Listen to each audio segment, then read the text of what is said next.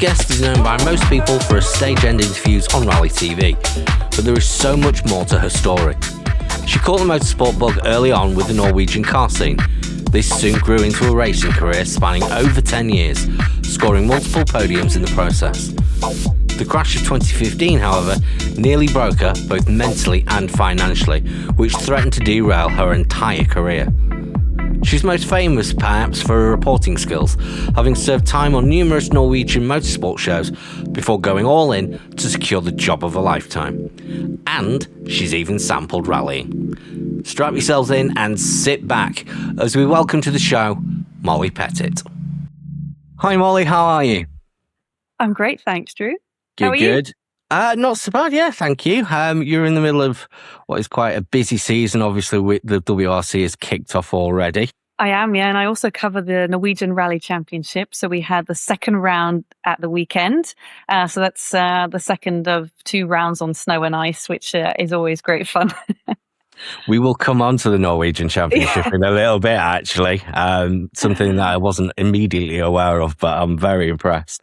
But before we do that, should we just go back to the start? Can you tell us, first of all, how did you actually get into motorsport? What was that spark that generated your interest? Well, back in school, back in my teenage years, I was passionate about show jumping, horse riding. That was my thing. I started riding at about the age of 10. But what I noticed that I've reflected on afterwards is that I enjoyed the speed of the riding, the adrenaline. I'd usually, saddle my horse up and take it out into the forests, and we just go flat out, basically. Wow. And I just noticed quite early on. Before that, I used to do track and field. I used to run the 100, 200 meter sprints, and always been into sports and always enjoyed a sort of high adrenaline sports. And when you're on the start line of a 100, 200 meters and you've got 5, 6 others lined up next to you and you're just waiting for the gun to go off, your heart's pounding out of your chest. And that's also what I experienced horse riding as well. When you're waiting for your turn and you've got, 12, 13, 14 jumps out on this huge arena. And, it's just very thrilling.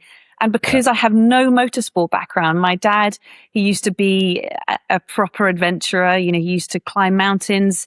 When I was young, he'd take us to Switzerland and all sorts of different places to climb big mountains. And then he set off on this solo sail of the Atlantic Ocean back in 2006. Wow. Cool. So I've clearly got some adventure genes from him. My mum never ever had it. So she always wondered, where on earth did you get this from? But I think there are several people in my family with this adventure gene, wanting to pursue something challenging, something difficult, extreme, the adrenaline. So I must have some of that in me. And so when I hit my teenage years, I, found friends that were older and that had got their driver's license and who were,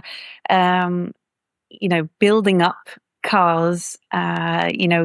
From those days, I had friends with Ford Escort, Ford Sierra Cosworths, the Opel, or as you guys call them, a Vauxhall Calibra, with turbo engines, and we'd be in garages, and I would just think it was incredible, and I couldn't wait to get my license myself because I was a passenger for a few years, but there were a lot of like street meets and it was very social. And I think at school as well, I didn't quite find my place. I didn't find my sort of group of people where I felt like I could be me and I felt relaxed. And I really did as soon as I found the car environment in the city that I grew up in the west of Norway. And it was just something that motivated me, something I looked forward to all the time was to go out with them. I know exactly what you mean about being at school and not finding your people. I had the very same thing. So I totally get where you're coming from with that.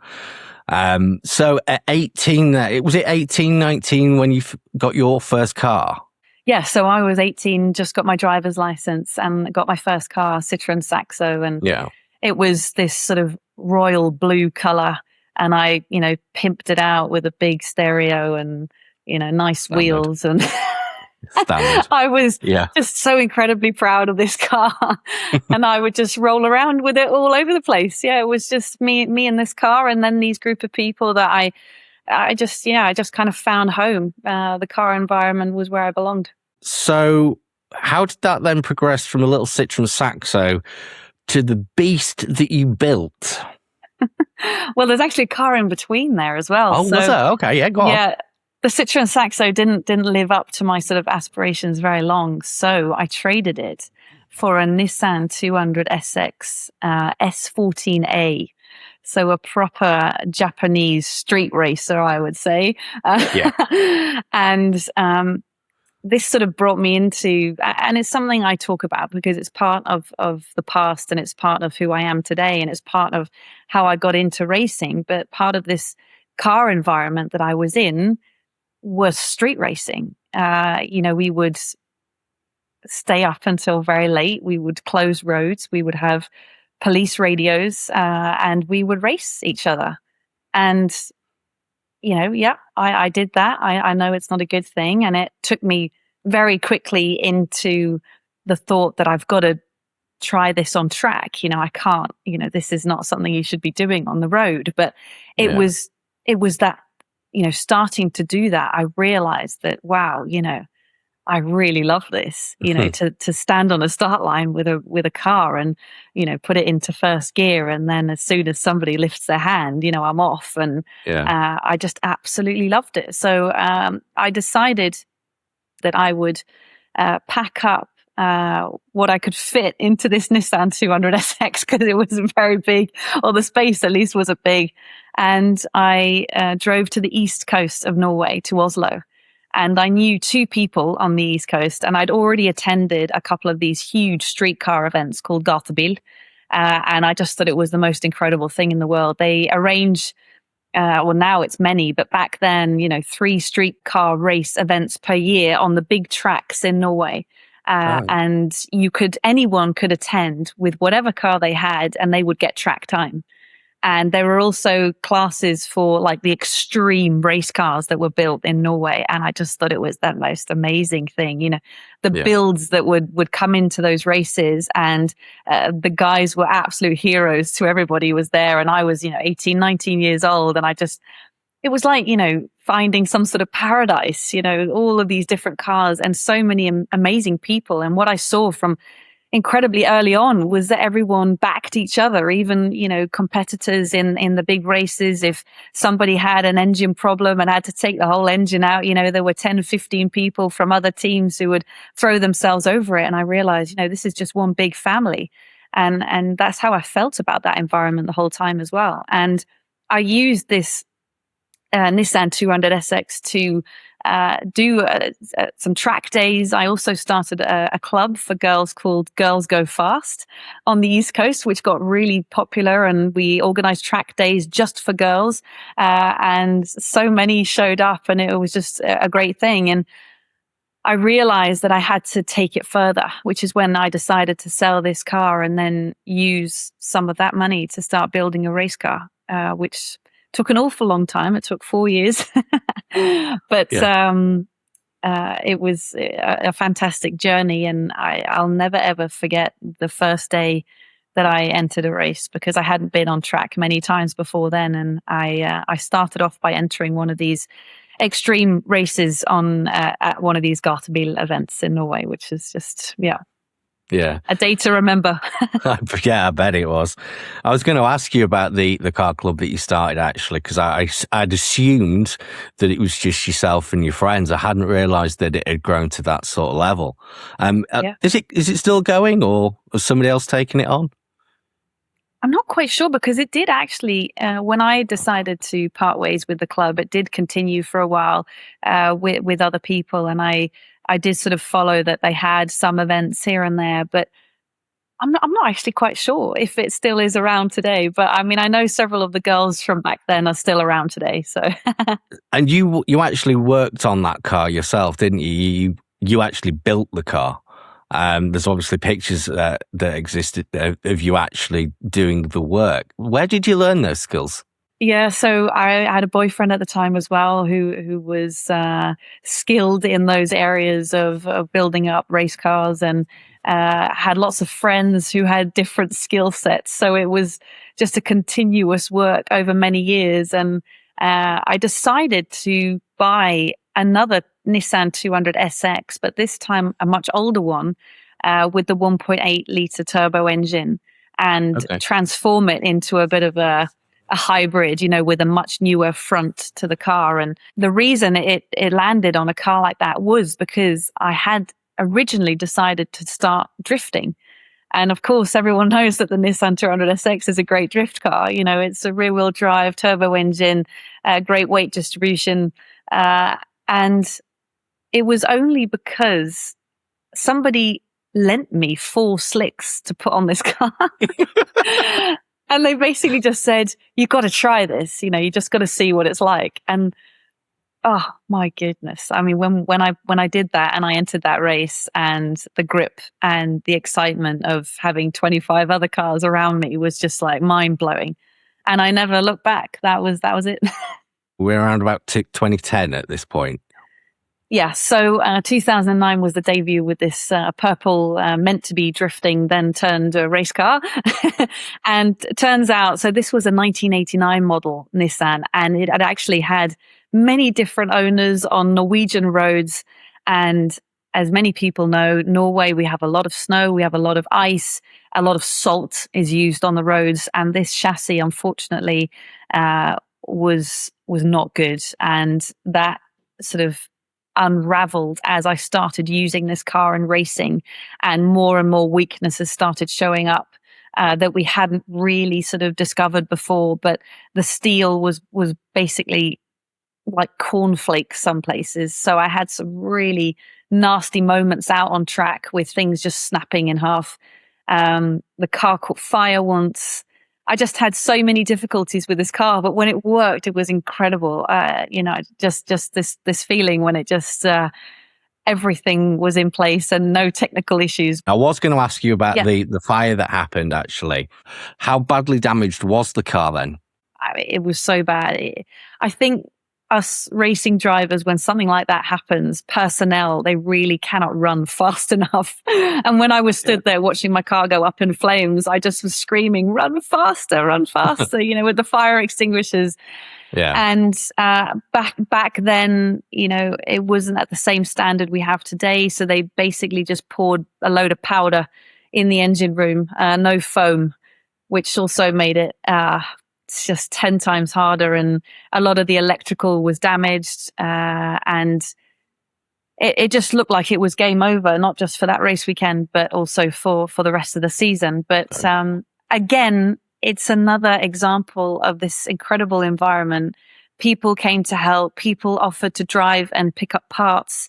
My mechanics at the time they were just like, we're going to give it everything we've got to try. And in the end, it did fire up and we did get out there. But unfortunately, the powder and then the water damage that followed was just too bad. And the electrical had to be replaced in the end. But it's always great to see the family they just wrap their arms around you, regardless of how well you know them or not. And I see that to this day in international championships as well. And it's great. It is. It's amazing. And it happens a lot more than you might think. Yeah. From the outside, at least. It's and it seems to be cross-discipline as well. Yeah. I have noticed that a lot from the BTCC help out with rally guys and vice versa. And you've already started your own race team at this point, haven't you? So what happened was that I came over this event company up in the north of Norway. There's an amazing track in the north of Norway called the Arctic Circle. And in summertime in northern Norway, you have midnight sun. Yeah. So, you can basically go racing on this track in daylight, 24 hours a day. But anyway, this event company, they had bought from Japan these Toyota Altessas. And there was a Toyota Altessa Cup in Japan. And they bought a load of cars and they were suddenly getting rid of them. So I bought 2 for quite quite, a low sum. And they fit straight into a GT4 class here in Norway. And I sold one of them, kept the other. We did some work to it. And then I ended up getting silver in the Norwegian championship that year. It was like a point between me and the winner. It was incredible. I won many races, had pole in many races, but at the end, he got me by just like a point or two. But it was just this amazing achievement, because when I started racing, I was 25 years old. I had no background whatsoever, no karting, no nothing. And just sort of on pure passion, basically, and the desire and the just never really giving up. And then I managed to secure this medal, and that ultimately led me to this massive deal with a huge company here in Norway.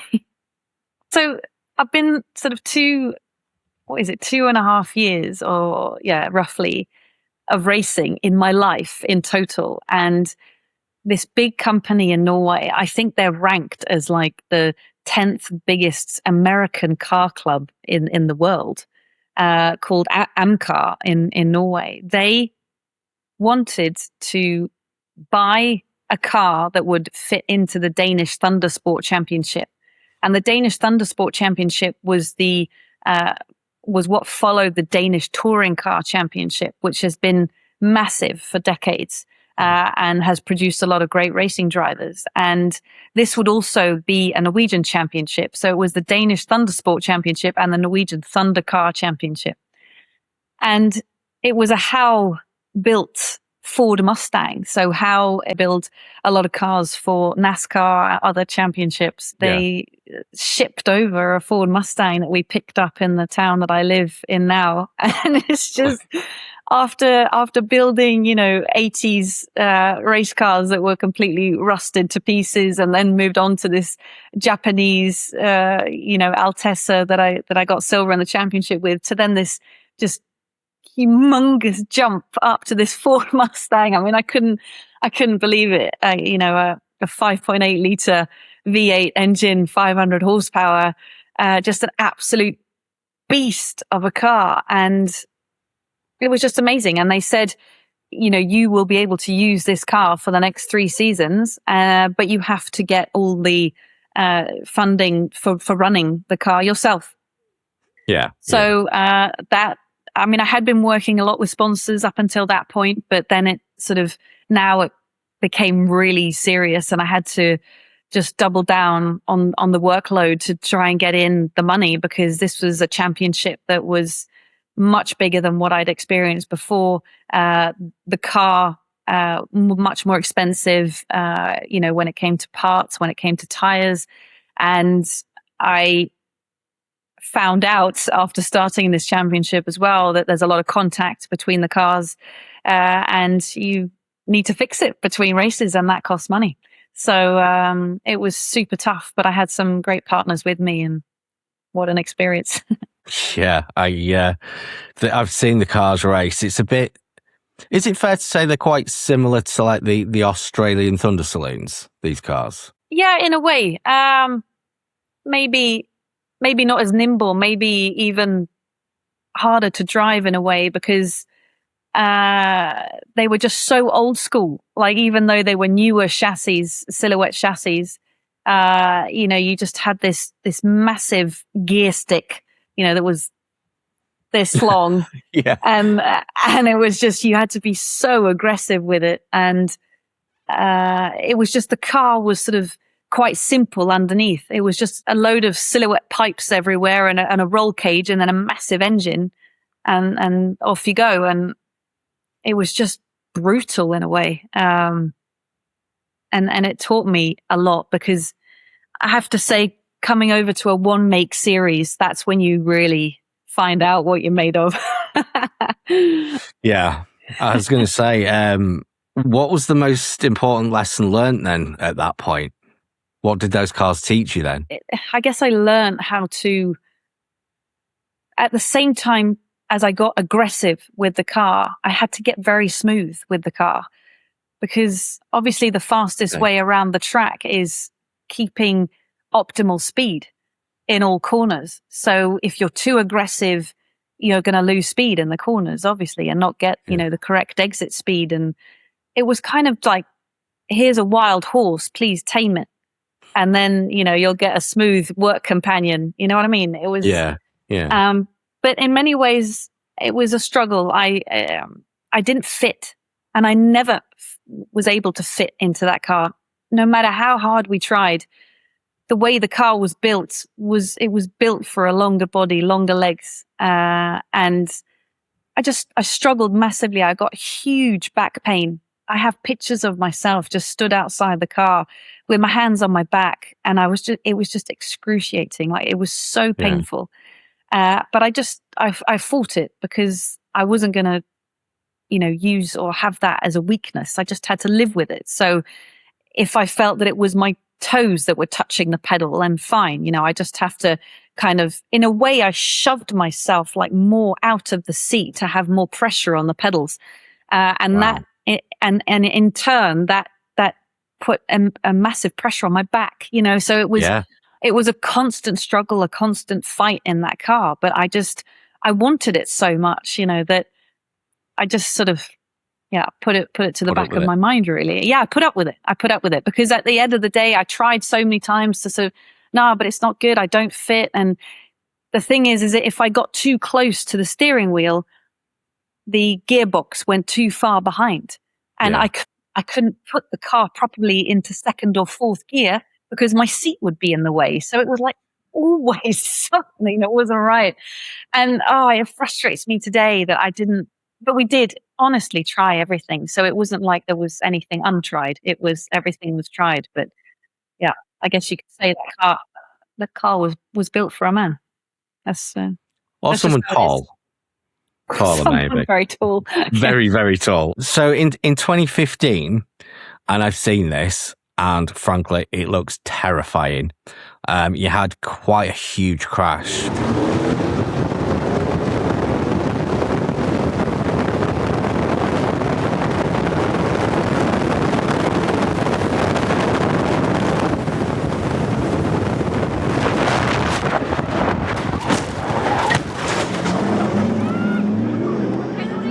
Thankfully, I don't think you were hurt, were you? I was concussed. I was bruised.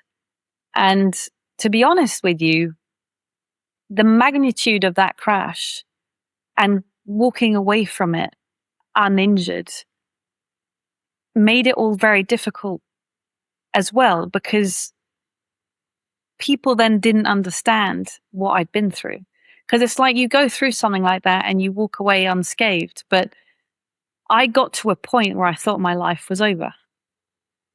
It was that extreme, and it's almost like when you're not hurt, it's just gone the next day kind of thing. It's like, well, then now we move on, and I was still stuck in this massively traumatic moment, and it would almost have made sense to break bones in my body, but I didn't. Unbelievably. Do you want to just explain what happened on that day and what led up to it? So I was running further up the field, and I had contact on the rear. So my rear bumper was trailing behind the car, and the race organization wouldn't let me just race until it fell off because of safety reasons. So I had to pit, and the crew took it off, and I re-entered the race at the back of the field, which meant that I then had to start making my way up again. It was on a street circuit in Denmark, and this street circuit is pretty extreme. It runs around in the middle of the city centre around a park. It is just the tarmac circuit followed by concrete blocks, and then tall fences behind them again. And everything was fine. I had everything was functioning on the car down to the final corner before the long straight. And I came behind a car that I knew I was faster than. And so my plan for the long straight was to follow him in a slipstream, and then go out onto the left, and then not pass him on the long straight, but to be level with him as we entered into a chicane, and then I was always very good up the hill, because following the chicane, there was an uphill section and I always had a good exit there. So that was my plan, was to get him at the end there. And so that's what I do. I follow him. I go out to the left. I've got 220 kilometers an hour and I pushed a brake. And the pedal was just like, there was zero resistance in that pedal, absolutely nothing. And on these cars, there's no, extra functions. There's no ABS. There's no help. You have to put every single kilo of your body into that braking if you want to stop that car. And it was just, there was absolutely nothing. And when you're traveling at that speed and the chicane that you go into is then like a 50 kilometer an hour chicane, you have very little time to fix anything. But it was just the most incredible moment, because as soon as that pedal didn't come out, everything then slowed down. And I made a checklist of things to go through. Now, bear in mind, all of this is happening in the space of 1.4 seconds, roughly. So the first thing I thought about was, can I escape this? Can I get out of this? At the end of the long straight, there was like an escape road. And when you're traveling at that speed, all it looked like was a wall. So I was like, no, I'm not going in there. So that was kind of crossed off my list. Then the next thing was, there are cars in front of me. I do not want to hit them at this speed, because I do know that they are on their way into this chicane at 50 kilometers an hour. And here I am at 200 plus. And then the third thing was that at the end of the long straight, there's a big concrete wall and there were loads of spectators behind it. And I thought, this is like, this is not happening. I cannot go into that wall at this speed. And whilst all of this is happening, I no longer can hear anything. And it's the weirdest thing in the world, but I have heard of other racing drivers who have been in big situations like I was then, who have lost a sense that you don't need to focus all the other senses on trying to get out of the situation. So it was dead quiet inside of this car. And the last thing I did in the space of these 1.4 seconds was I just grabbed the steering wheel and I just decided to throw the car sideways. And then I closed my eyes and that was it. That was the moment I said to myself, that's it. There is no way in hell I'm getting out of this situation. And what felt like forever was I then hit another car. And I hit him at 216.5 kilometers an hour. And he then spun me around again. So I reduced the speed even more. And then I went nose first into the concrete wall. And the first thing I could then, I could hear again, and I didn't dare open my eyes for a couple of seconds because all I could hear was people screaming and shouting because those were obviously the people behind the concrete wall. And then I guess survival mode kicked in. I opened my eyes. I could see smoke coming from the bonnet. And my first thought was just, I've got to get out of here ASAP. And I sat so close to the steering wheel that when I had to get out of the car, normally I had to take the steering wheel off. But now I just sort of ripped everything off and somehow managed to sort of get past the steering wheel and just threw myself out of the car and landed on the ground. And I just sort of was looking down at my body and just thinking, what the hell is going on? How on earth have I got out of this? Wow. I've actually got goosebumps listening to that. Oh, wow. That's an amazing story. I've heard several accounts of crashes in my time, and I haven't heard about losing a sense.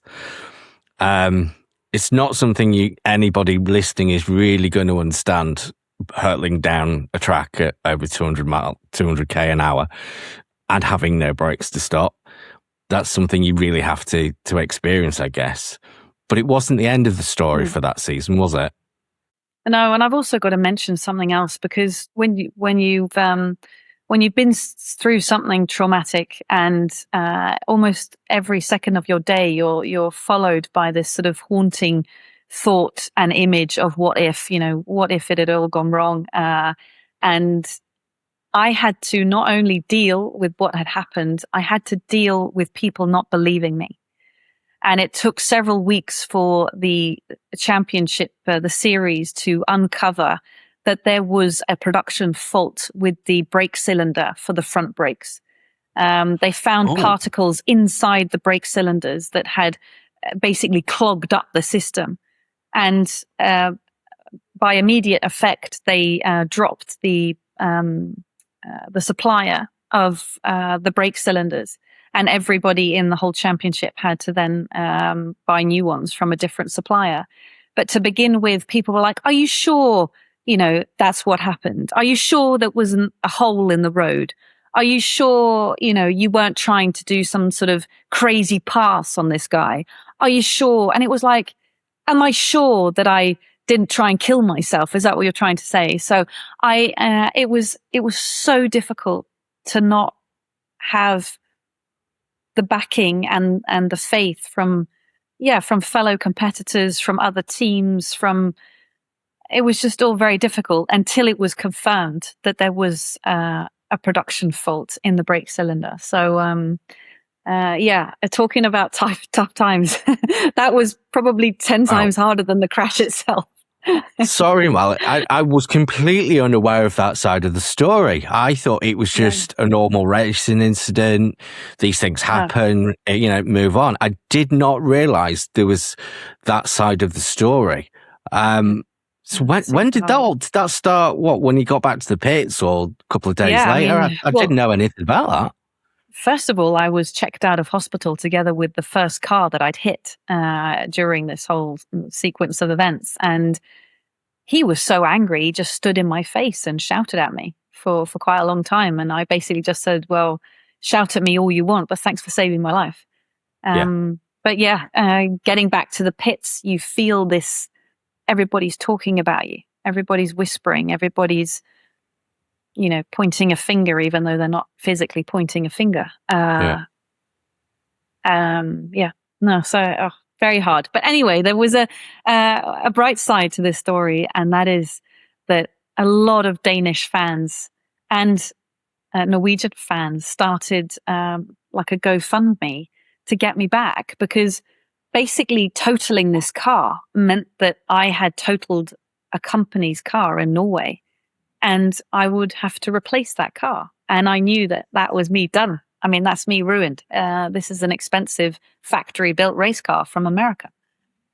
So this GoFundMe meant that I got back out on track 2 weeks later in a rented car, a different car. And my goodness, that weekend was brutal. I think I was braking at 300 meters before the turn. I mean, I had zero trust in brakes anymore. Understandably. So that was hard. And what followed on from there was also just incredibly difficult. I had to try with every means possible to rebuild the car that I totaled. So I had to get hold of a new chassis. I had to pull every string that I had, get help from anybody I knew in the environment. And again, my extended family, they all, offered to help. And we managed to rebuild this car, of course, with my pockets emptier than ever. And I managed to return it in perfect condition. But that also meant that it was it's weird. I look at my racing career as a love story. And up until the point of this crash, I didn't believe or didn't want to believe that something like that could happen.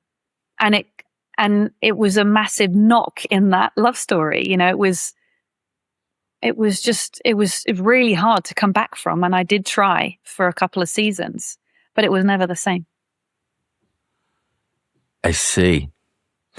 I think you would never go and compete if you even give that side of things too much thought, because I think that would just stop you from competing in the first place. So it's probably common that's why nobody really thinks about it. Those last 2 seasons that you were competing in the AM class because it was split between the pro and amateur class, but you still had results.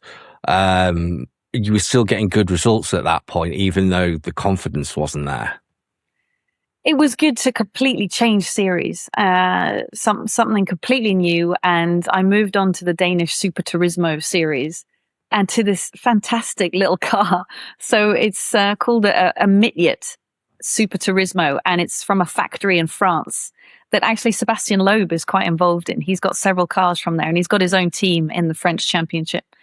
And it's just this amazing silhouette chassis with I first of all started off with a 2-litre turbo engine and then moved on to a 2.3 V6 engine for the 2017 season. But we're talking less than 1,000 kilo race car, 300 and something horsepower, massive 18-inch wide wheels. And the grip was just out of this world, or at least for me and my experience, it was just so good. And you could drive this car so fast. And I sort of fell in love again. and I had a great time. And it was a super tough field, 25 plus cars on the grid, actually much more contact in this field because suddenly you can fit almost another car in the track width. So, there were 3-4 of us going into a corner at the same time. It was ridiculous, but there was a lot of contact. And some tough moments there as well where, I was taken out. It was just hard racing.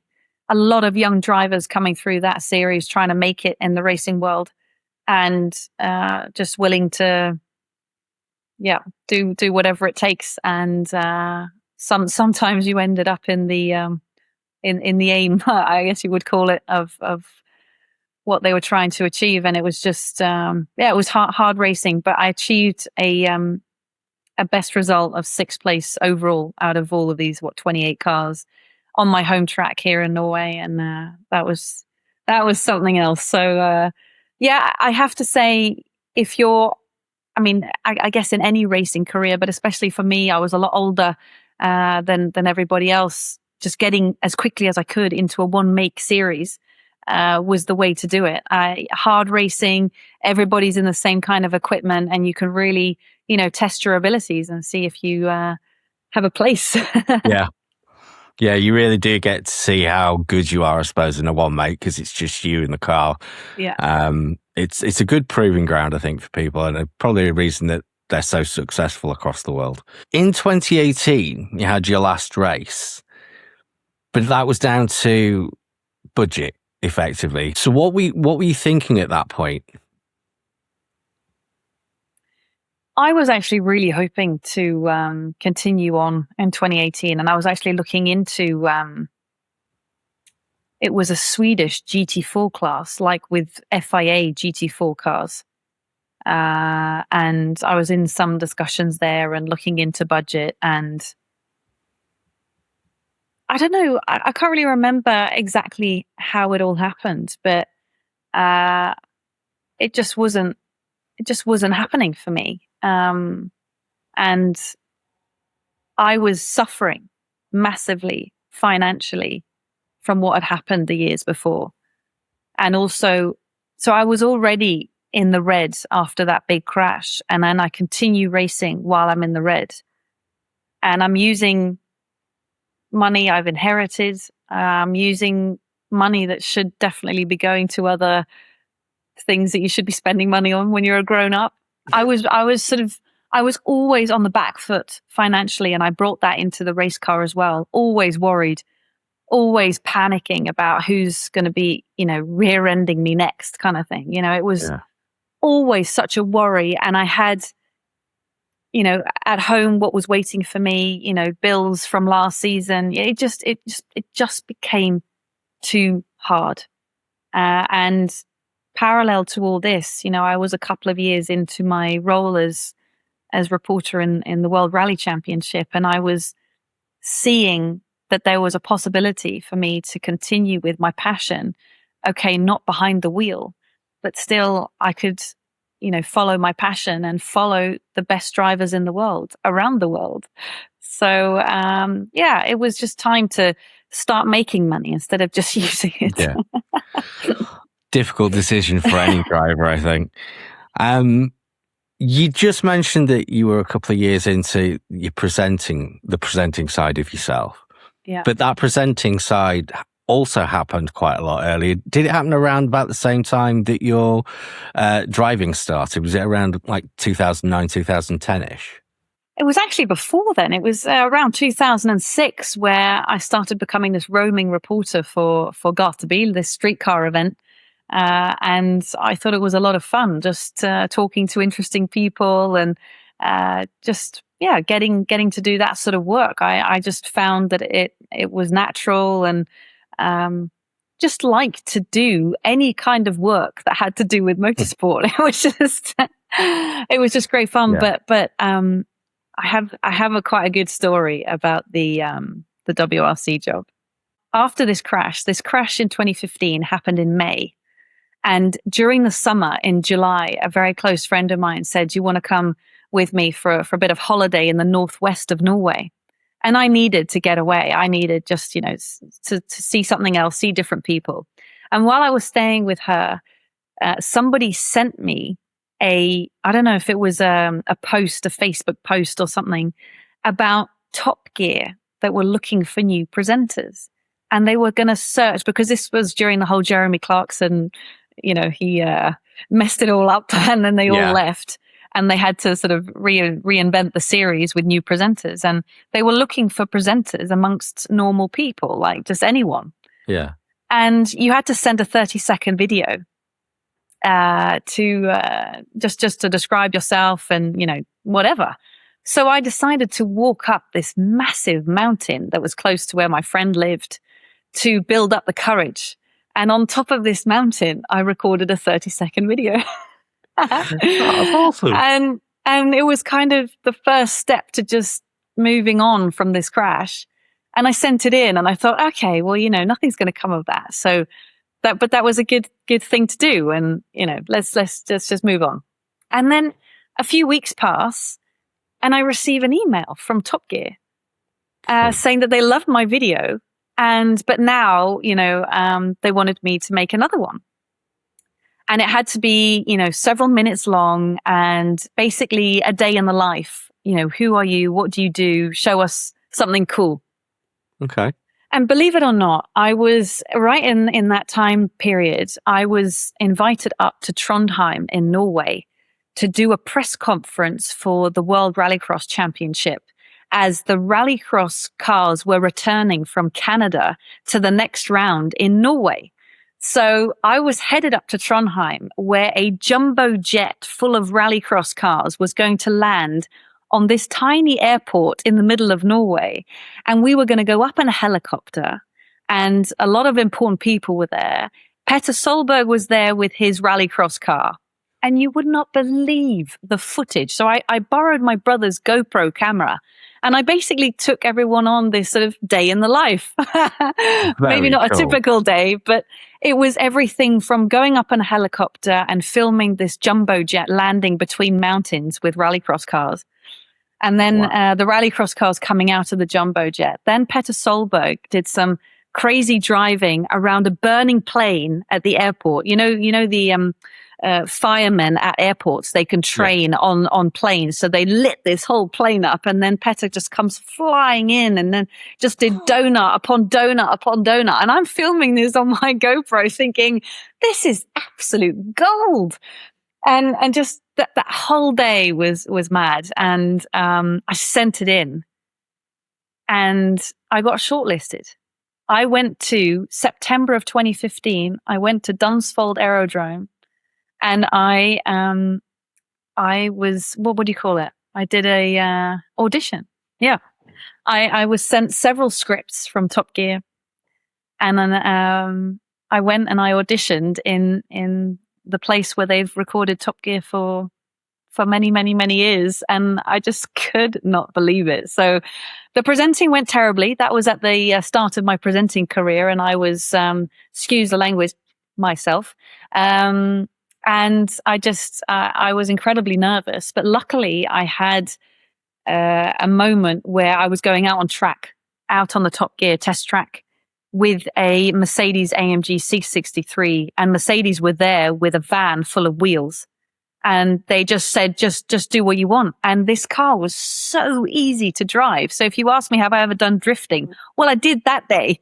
And they ended up calling it Molly Fog, because there was just wheel smoke all over their track. And I did my pieces to camera, and then I said, I think I'm done. Can I keep going? And so they let me drive for a while. Yes. And then I went through this whole process of auditioning, being interviewed, and it was super tough. And I met some great people, and in the end, I didn't get it. But I was one of what I was told a handful of people that they'd selected for this job. Wow. But what it did do was, I always live by the words of, when one door closes, another one opens, and trust the path that is laid out in front of you. And just as long as you work hard and, you've got your eyes on the target, then you'll get somewhere. And what that audition did was give me the courage to contact WRC promoter and ask them for a meeting. So in Rally Wales of November 2015, I sat down with the executive director, or the executive producer, and the managing director of WRC promoter. And I said, have you got a job for me? Wow. Wow, that's ballsy. So yeah, you just got to go for it. Absolutely. I mean, what's the worst that's going to happen? They might say no, or not reply or something. Yeah. So I'm assuming that went well. You're on Rally TV now. So where did that lead to? How did that begin for you? Well, they basically said, yeah, you know what? I think we should give that a go, because the year of 2015, I was also lead commentator for the Norwegian broadcaster of WRC. So I was already in there, and I was going to a couple of events per year, and I'd gotten to know a few people, and they knew that I was, that I knew my rallying, basically. And so they said, yeah, let's give it a go. And Rally Monte Carlo 2016 was my first job. And I got there, and it's so overwhelming. I mean, first of all, Monaco, I'd never seen anything like it ever. And then they told me, Molly, you'll be hosting a 4-hour live show that's going to be happening here in Casino Square in Monaco with celebrities who are going to do passenger rides with WRC drivers. And my jaw just landed on the ground, and I thought, what the? But also that took me back to the whole experience with the Top Gear production, that if I can do that, I can do this. Come on, you can do it. And we got through it, and I felt my first day on the job was done. And the production came to me and they said, we want you to do stage end on the first stage this evening. It's a TV live, worldwide broadcasted stage. And we want you at the end of stage. And again, my jaw just boom. And I couldn't believe it. And you know what? It's past 10 years now. And I love it as much today as I did on that very first stage end. Like, it's kind of just where I belong. It's it's a slightly different kind of buzz, but it's very similar at the same time. It is. I couldn't imagine doing a 4-hour slot. I know. I don't even think I know I would dry up. I'd run out of things to ask. It's not. I think as a stage end reporter, it's all very well and good being in the commentary box, and it's all very well and good probably being on the road sections. I think personally, being at the stage end and doing stage end reporting has to be the hardest job in WRC TV. It has to be.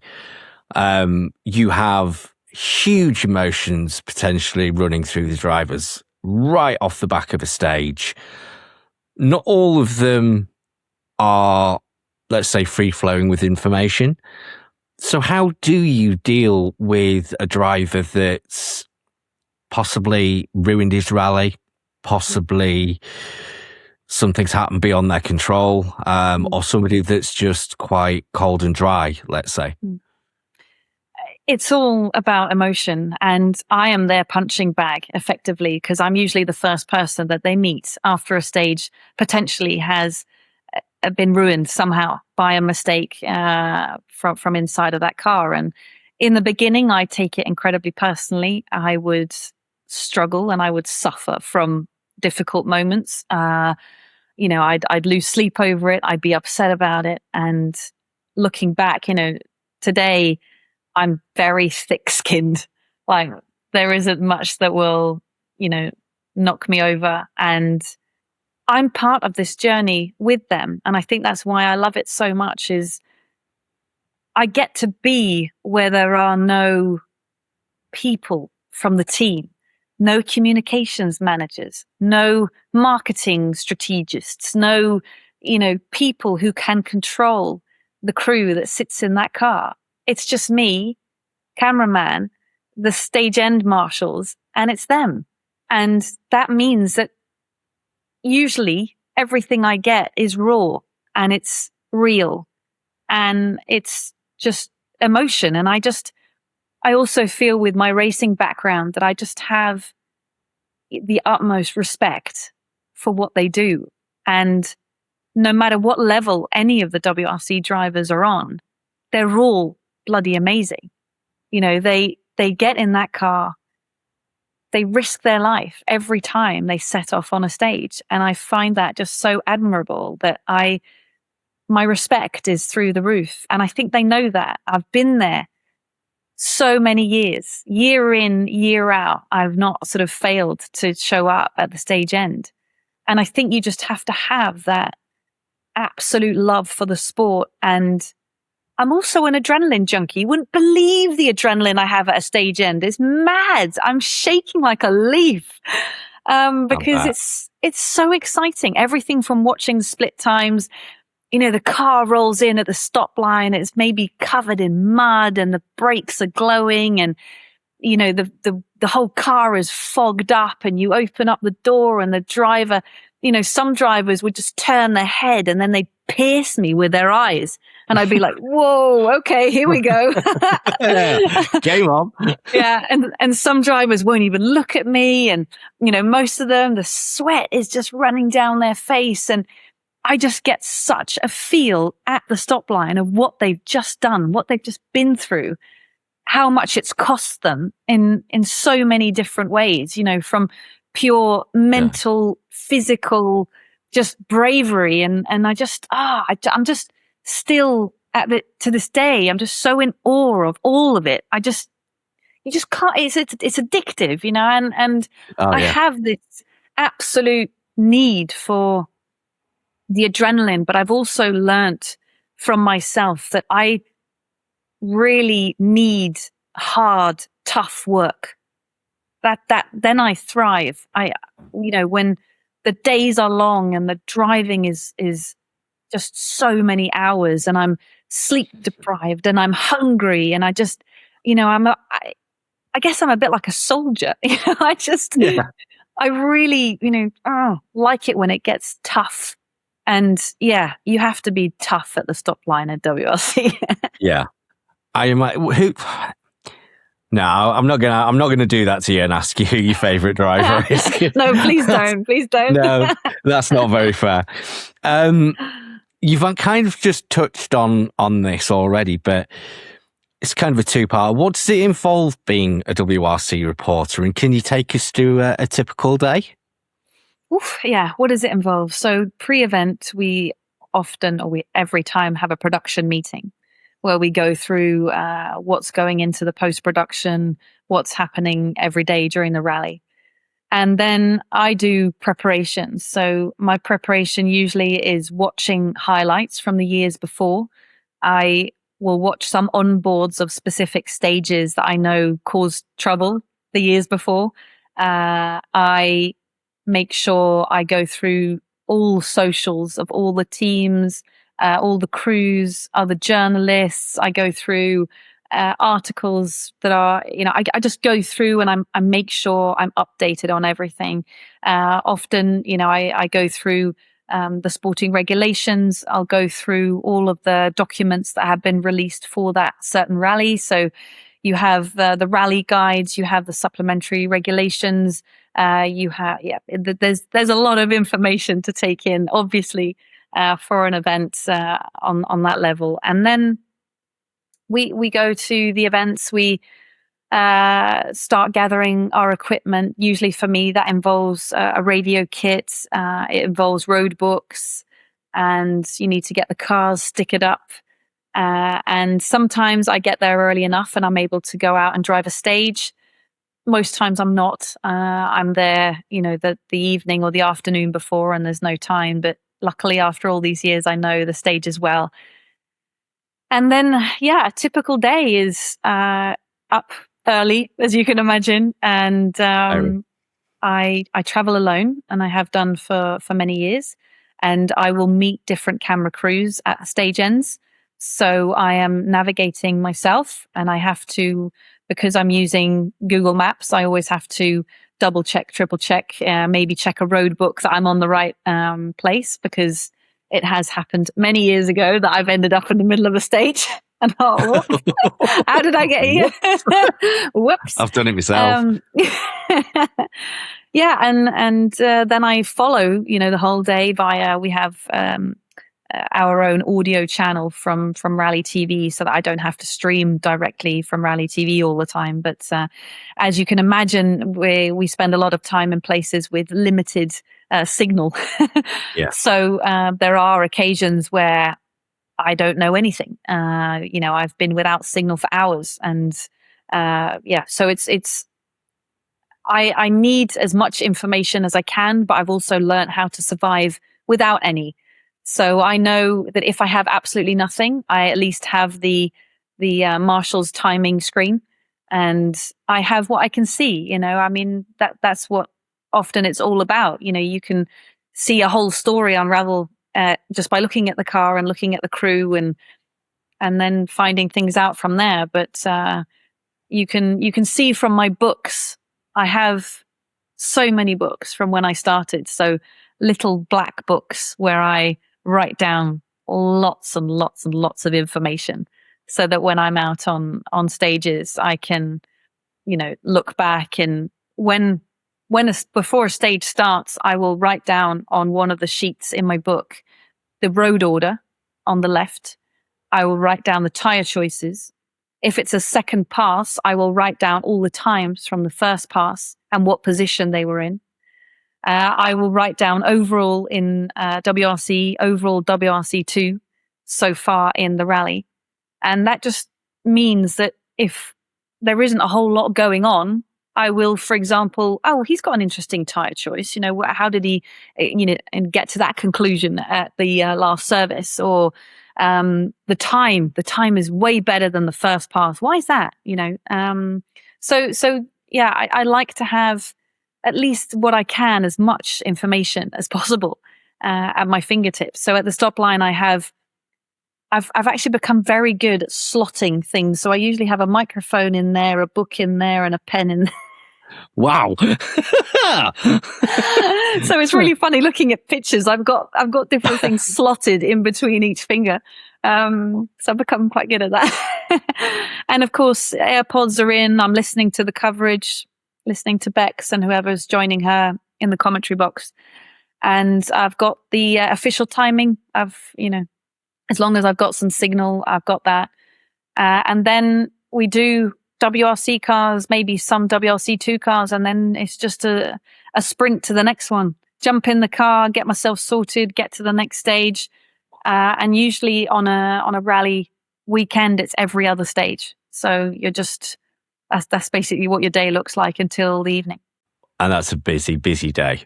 It is a busy day. If anybody who's tried to follow a rally and get more than 2 stages in end of the day, it's tricky. It's definitely tricky in rally traffic. If you look at rallies like Rally Monte Carlo, Greece, there's got to be some others as well. We're looking at 2,000 of road section that I'm driving. Yeah. So it's a lot of. You have to really enjoy driving.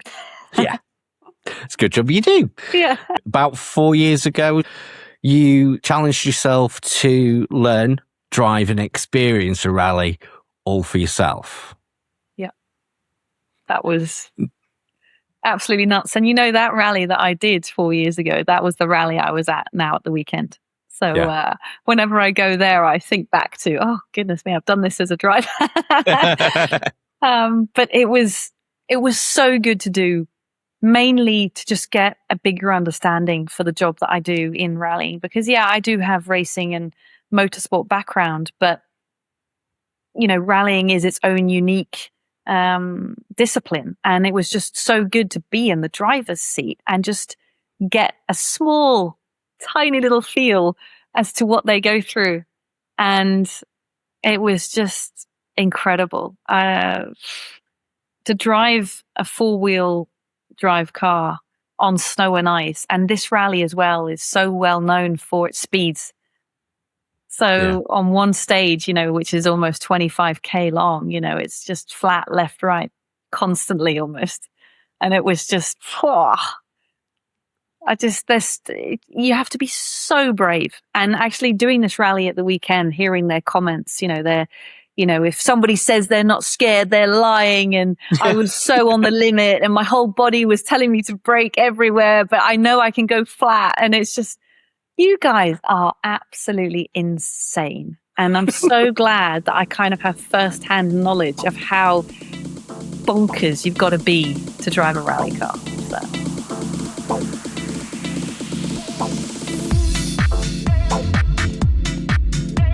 So it's about that time I get to know this car a bit better and test the seat. Been out on the ice lake for some laps, just getting used to the car. And good fun. Brian's being helpful. We're just changing around the tyres on the car now.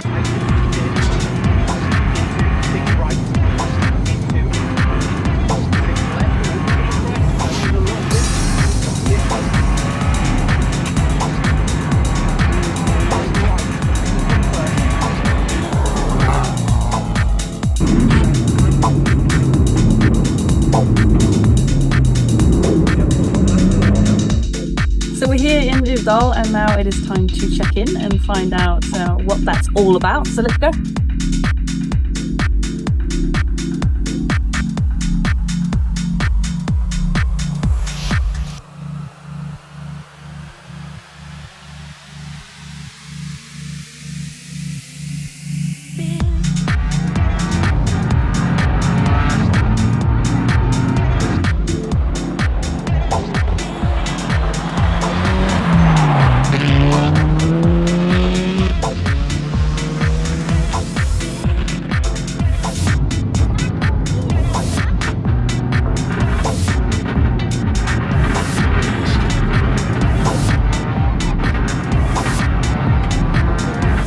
Literally at the last time control, not the last one maybe, but we're at the final time control of the stage, and we finished the rally.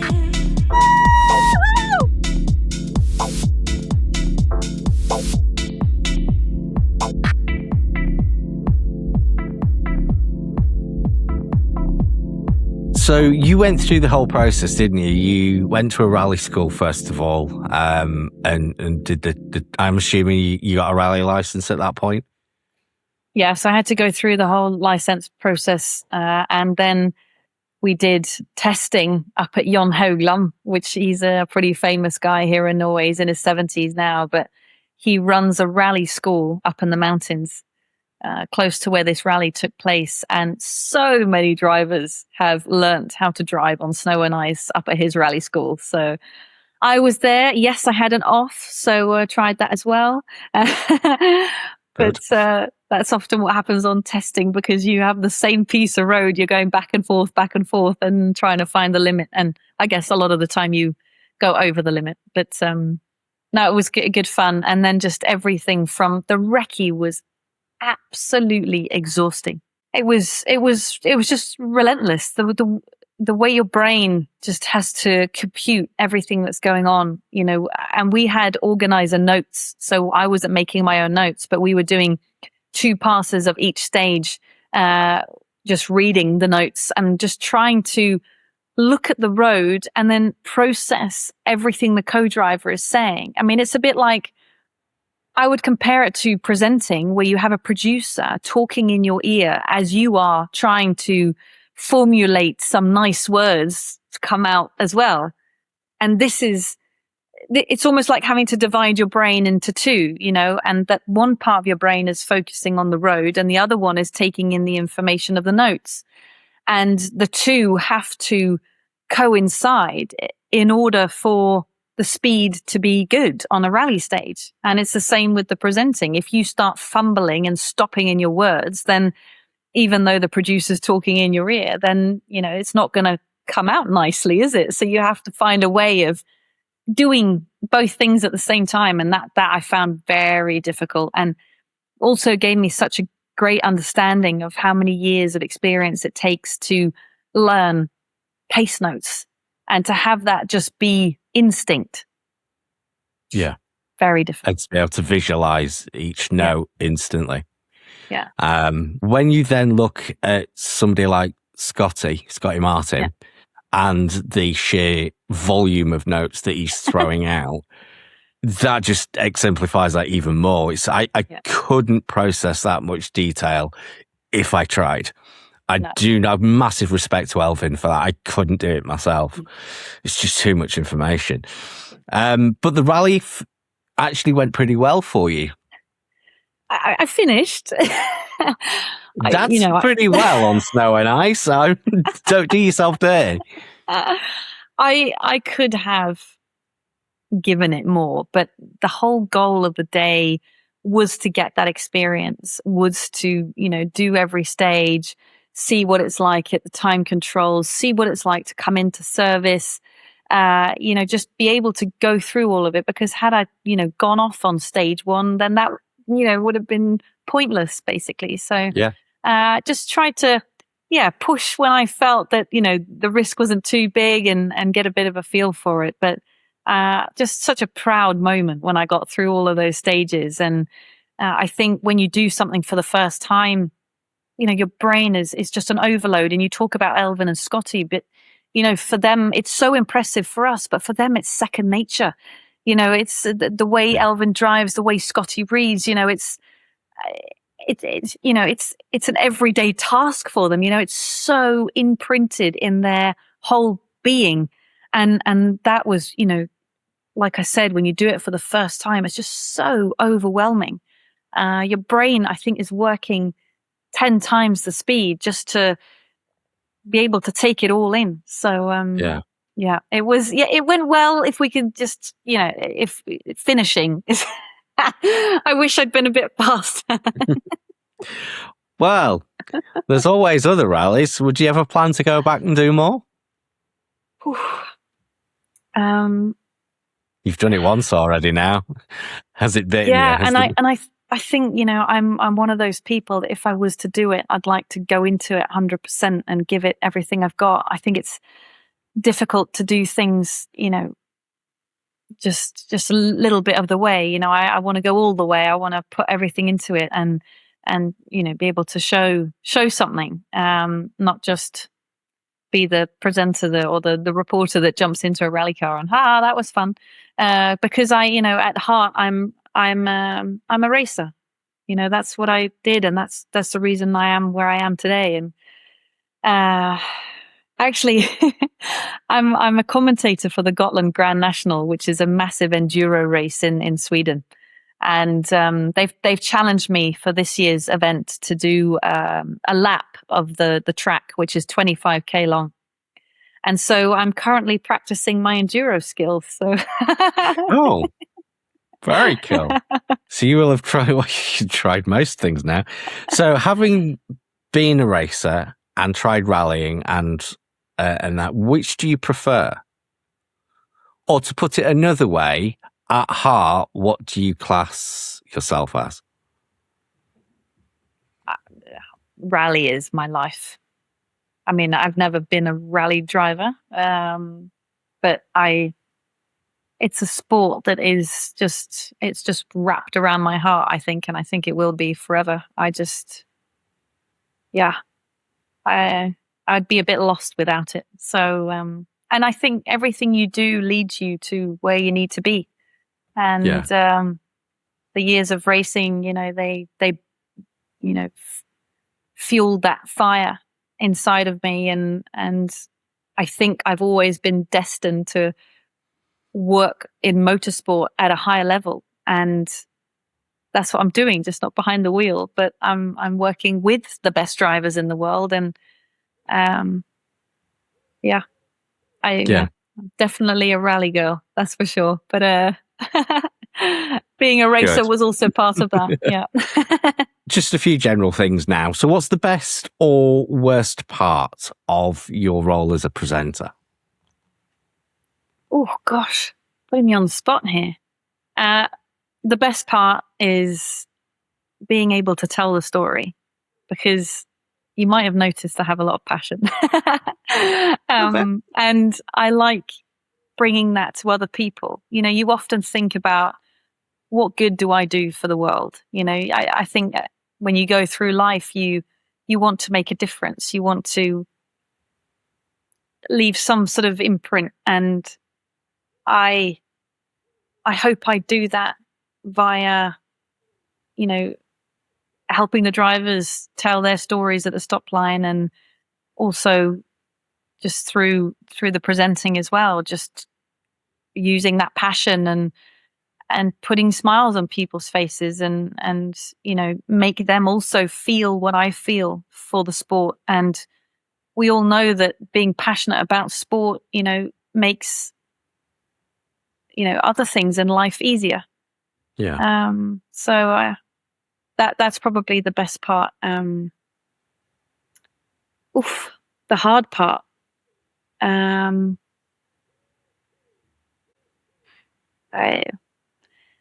It's a dangerous sport, isn't it? It is. It's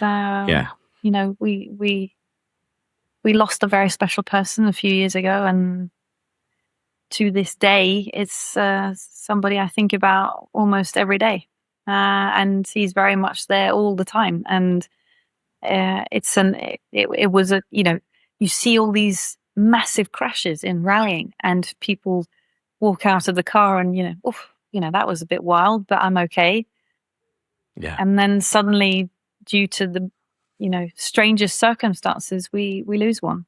So I think that's the worst part, is just knowing that it is a dangerous sport, and things can happen. We shouldn't really overlook that. We've lost a couple, haven't we, over the last few years, and it's always hard. I never knew him personally. He brought a smile to my face on a number of occasions, but it's never easy hearing about losing the loss of someone due to an accident in the sport. So yeah, let's move on. Let's not get too sad about that. He's obviously forever remembered by everyone. Yeah. And of course, absolutely, something good actually came from it as well, because his foundation obviously is growing and going from strength to strength as well. So if you're not familiar with who we're talking about, it was Irishman Craig Breen. Yeah. And his legacy as well. I mean, look at WRC right now. We have John Armstrong, Josh McAlean, two Irish drivers who are fighting their way up to the top. And I'm sure Craig is up there and is proud of what everyone's doing. So I'm sure he is. Yeah, absolutely. Actually, I'm talking to John on Wednesday. Really? Cool. He's coming on the show on Wednesday. I'm so looking forward to it. So what's the most useful lesson that you've learned in your role as a presenter over the years? That it's okay to make mistakes, that we're all human, and to not carry it with you, because if you do, that rucksack's going to get incredibly heavy, and it's going to wear you down, and it's going to get in the way of your worth and your potential. And a mistake is a mistake, and you learn from every mistake. And it should also mean that you should not say no because you're insecure, or you feel that for some reason you don't have what it takes, you should say yes to opportunities, even though you know you might fail. And I've done that so many times. I've been asked to do things and I've just been like, yeah, all right. And then sometimes it's gone great and sometimes it's gone terribly, but I've still learned something from it. And it's educated me in my role in TV and sport. And so I think that has to be it, that if you make a mistake, reflect and then move on, it'll be a part of you, but it'll be a part of the learning that will make you better next time.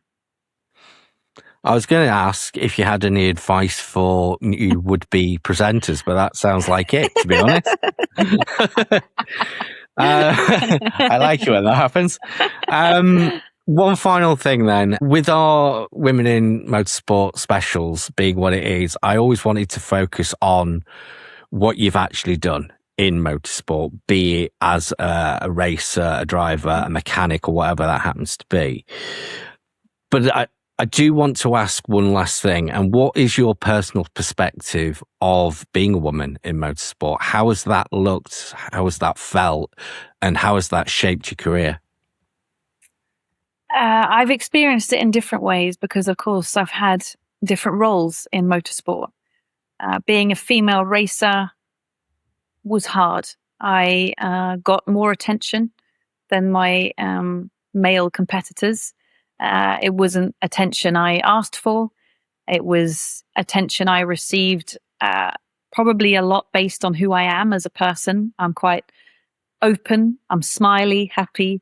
I want to share the gift that I've been so lucky to do and to be able to race a car. I want to share that with other people. So that's always made me very approachable. We've had grid shows where there's been a lot of people around me and my car, and in the moment I love it. At the same time, I see other competitors think that that's undeserved and not right, as well as also getting to a higher level in racing. You have to perhaps be even stronger than your male competitors. In order to get that respect, it's tough, and I think it still is. And women need to keep fighting, and there is no reason why a woman should have any disadvantage to a man. And I think this will even out as the years go on. It's got something to do with generations. I feel that our parents' generation perhaps wouldn't take the girls to go and watch rally and racing. Of course, the generation before that. But the generation now, you see a lot more families. That's what I see on rallies, is I see families. I don't just see dads and sons on rallies. I see all of them. And I think that's fantastic. And I think it has to start there, because you have to have that interest from a very, very early age. To want to get into karting or whatever path you want to take. But I have to say, in every other aspect of motorsport, from my side, being a woman has not really even been a thought in my mind. I don't even think about it. I'm treated with respect. I have fantastic colleagues. It's family, like I mentioned, several times. It is my extended family, and so many wonderful, great people that've got my back and I've got theirs, and just so many good, happy experiences. The world of motorsport is so welcoming. And so far, fingers crossed, I haven't heard any horror stories, which is lovely to hear. Absolutely lovely to hear. And the thing with motorsport is it's about who's fastest. It doesn't matter who you are or where you come from. If you're quick, it'll get reflected on the timesheets. Exactly. And I love that about the sport. It's not segregated like football or tennis or those sorts of sports. It's come and have a go, and if you're fast enough, we'll see you at the end. And I love that. And it's Absolutely the same. Brilliant. It's the same in other roles. You have to be, the best engineer, the best mechanic, because you work hard and, you've educated yourself, and, you can't, like in my line of work as well, you can't get away without doing the work, without having the experience, without reading up on everything, because, that's, you need to be that good, and that's what it's all about. As you rightly said, the mechanics, the engineers, the office staff, everybody has to be working at 10/10, otherwise you don't get to where you want to be. It's a very good point. Thank you. It's actually fascinating to look at rally TV, and I don't know how much people think about it, but we have to be such a well-oiled machine for it all to happen. I mean, imagine we're creating this incredible TV product out in the wilderness with helicopters, with a plane, with cameras, stage side. We are, completely dependable on good signal. We've got onboard cameras, outside the car, inside the car. And we all have to be on our game to make this product as good as it is. And, if one tiny little part doesn't perform to their very best, then, that affects the whole machine. So absolutely, it's fascinating to be a part of that. I have to say, Rally TV and the coverage that you guys produce is second to none. We have never been as lucky as we are today in terms of the coverage, and it is far more difficult to produce it out there in the forests or the wilderness than it is at trackside. I understand why trackside footage is a lot easier and for TV companies to put on, but the work that must go into it is, I'd doff my hat to each and every one of you. If you don't believe us, just go and have a look at some older footage on YouTube or something. It's the difference and the progress that you've made, especially over the last 5-10 years or so, is something else. It is. So I thank you personally for that. Thank you very much, Molly. I really appreciate your time. Thank you very much, and thank you for having me, Drew. Anytime. Thank you, Molly. Bye-bye. Bye.